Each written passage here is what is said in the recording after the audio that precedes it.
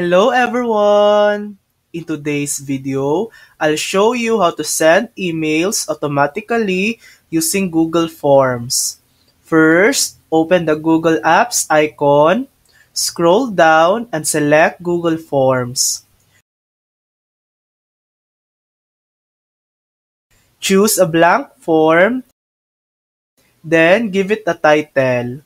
A clear name makes your form easy to identify and looks more professional. Next, head to Settings.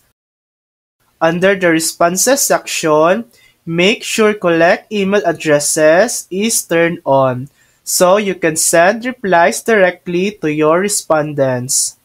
Now, enable Ads On by clicking the puzzle icon at the top. Search for Form Notifications, install it, and then open the settings to start customizing.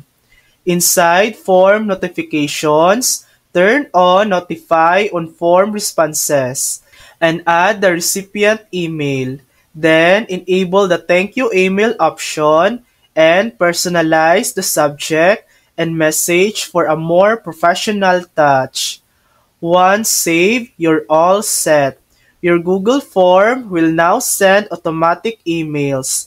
Thanks for watching! If this video helped you, please like and subscribe for more helpful tutorials.